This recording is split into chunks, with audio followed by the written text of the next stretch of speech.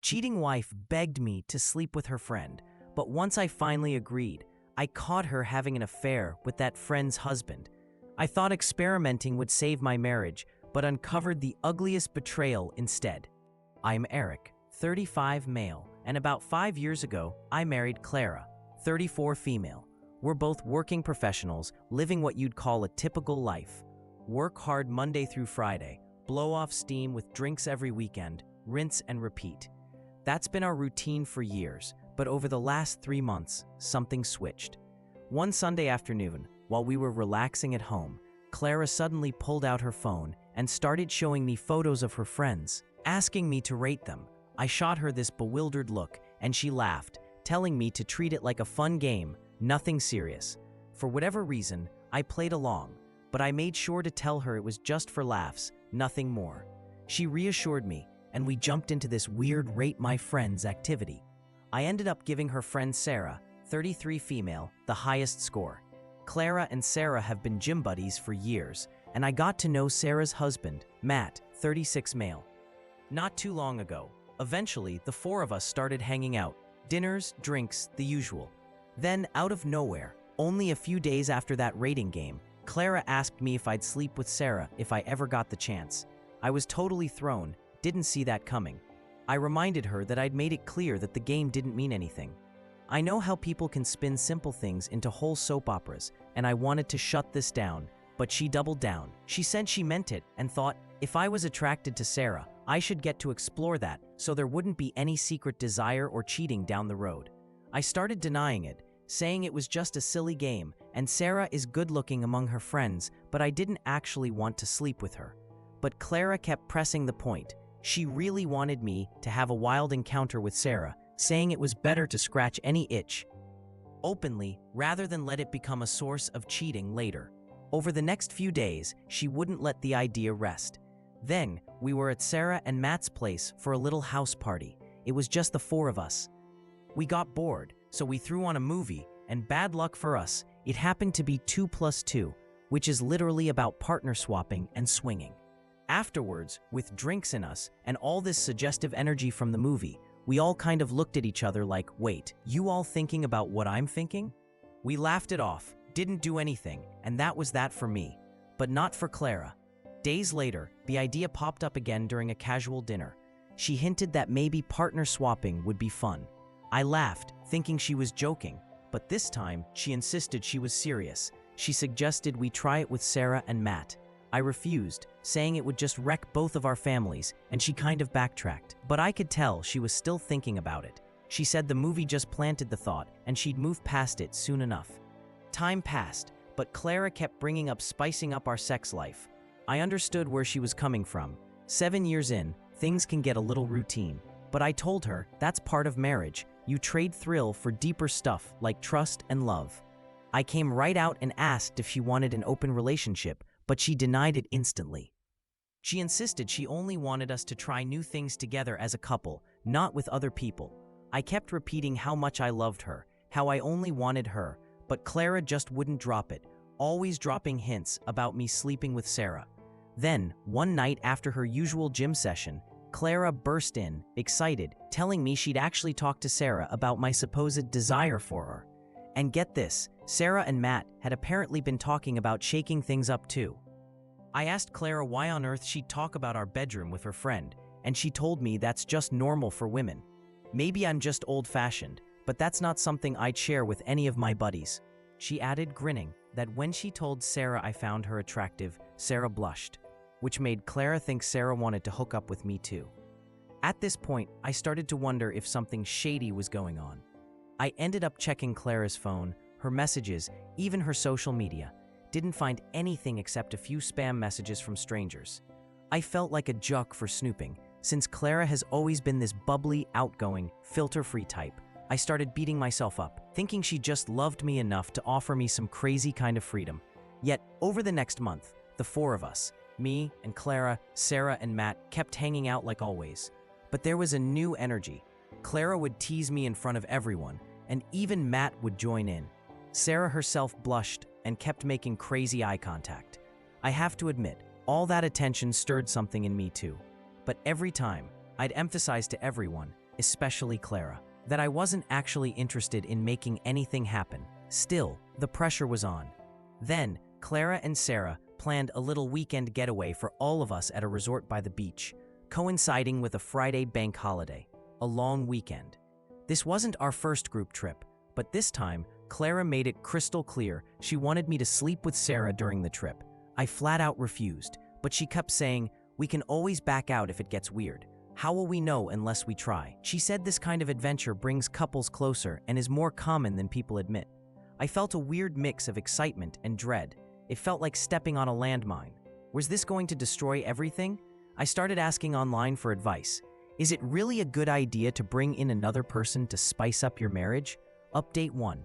You guys nailed it. Clara was already cheating on me. After a lot of good advice and comments, I decided to just play along, faking enthusiasm about the whole "let's try sleeping with Sarah" thing. I wanted to see what Clara would do once I gave in. She was over the moon, delighted for my agreement. So that weekend, the four of us, me, Clara, Matt, and Sarah, drove 60 miles to a fancy beach resort. Clara and Matt spent the drive chatting about the scenery, but Sarah seemed distracted, nervous. I was faking confidence myself, but I couldn't shake a bad feeling.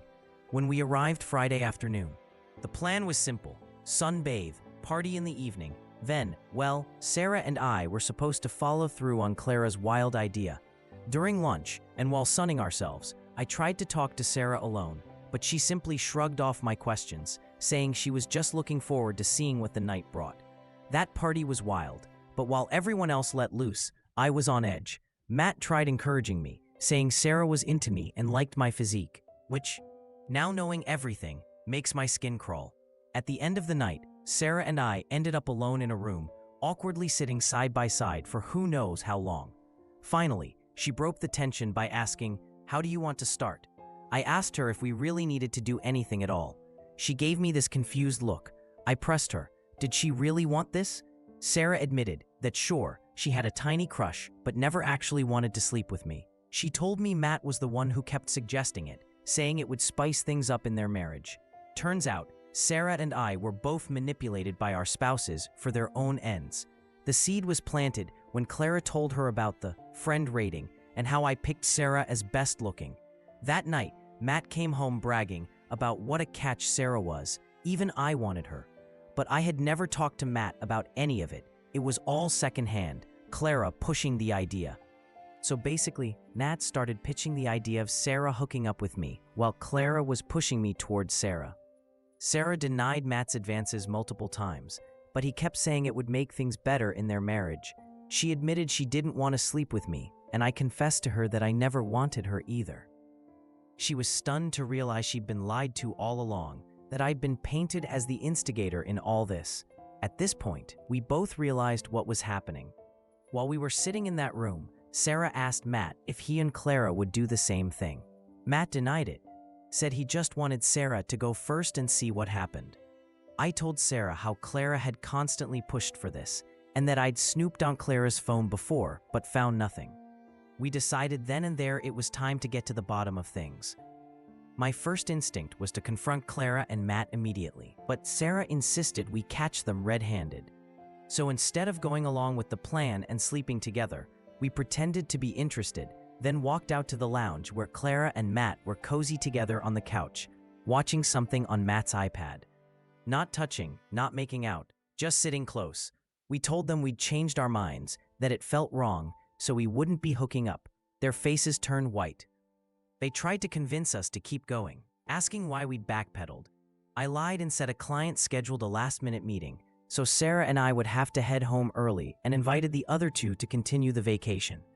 None of them wanted to stay. We drove home the next morning. Zero conversation. Everyone quiet and tense. After we got back, I went out alone and sat in a coffee shop, needing to think.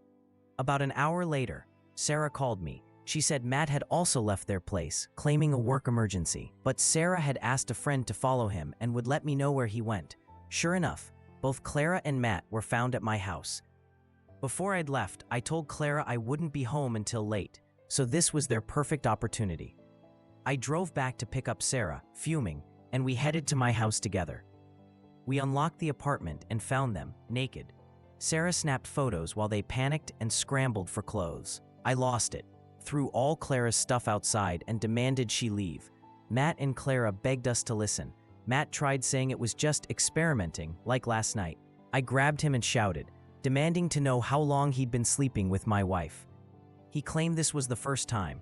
I threatened him until he blurted out the truth. He and Clara had been having an affair for over a year. Clara broke down and confirmed it. They'd even been spotted together by people we knew, but no one said anything. Turns out, Clara and Matt had been plotting, trying to get us to participate in partner swapping so they could legalize their affair under our noses. I asked how. When I checked her phone, nothing came up. Clara admitted they only used email, communicating when necessary and only about meetups. It was a cold, physical thing. Sarah stormed out. Matt chased after her. I demanded Clara leave, but she tried to hug me, sobbing and pleading. I told her there was no coming back. She tried to run games on me and I wouldn't allow it. Only when I threatened to tell her family did she finally go. I texted Sarah to send me the photos, then passed them to Clara's sister with the full story. Her family was just as clueless as I'd been. A week later, I emailed Clara divorce papers to the only address I could reach, her parents' house. Her parents were shocked, and I had Clara's sister on speaker to explain everything. After that, Clara started flooding my phone with desperate messages, day and night. Sarah, meanwhile, brought her own parents into the drama. Her father, a big business owner, had Matt running one of his companies. Now, once this all came out, Matt lost his job, and Sarah's dad blocked Matt from getting work anywhere in his industry. It's been a month since that disaster. The divorce is dragging on. Clara is contesting it, trying to claim a share of my house. I feel totally wrecked by the betrayal and by what they tried to do to us. I'll update this post if anything significant happens. Otherwise, consider this the end. Update 2. Never thought I'd post an update, but here we are. First, to those expecting Sarah and me to end up together, no, that didn't happen. We were never into each other that way, and we were just pawns in this whole sick plot. The divorce finalized. Clara got nothing. My lawyer argued that, since Clara wanted a share of my property, we'd seek compensation for my emotional distress. Pay your lawyers well, people. Matt, already out of a job, remains unemployed. Once he realized Sarah's family would ruin him, he refused to shack up with Clara, even though she offered him a place. He told her straight, it was just fun for him, no love at all. Clara genuinely thought Matt loved her, but he explained during his divorce with Sarah that Clara manipulated him into the whole plan. He was never in love with Clara, just having some no-strings-attached fun, as they'd first agreed. He begged Sarah and her dad for one last chance, but they shot him down, pushing for the divorce. Strangely, I'm not even angry watching my ex-wife get exposed in court for the liar and cheat she is. I just feel like justice was done. Clara's lost everyone, me, her lover, her friend, even her family, who now want nothing to do with her. I don't know her current work situation, but this kind of story always finds a way to come out. I thought about sending those photos to her coworkers, but restrained myself. I just know she can't keep up her past lifestyle solo. She threw everything away for a cheap thrill and ended up with nothing. I started therapy. I'm still haunted by everything, especially the idea of what Clara was pushing me towards. The counseling is helping, but I've got a ways to go before I move on. My friends keep trying to set me up with new women, but I just don't feel ready. Any advice on how to get there is welcome. Thanks for reading. This story ends right here. It's clear how easily trust can be manipulated when communication breaks down and people ignore red flags. In relationships, transparency and mutual respect are always better paths than schemes and secrecy. Here is a question for you.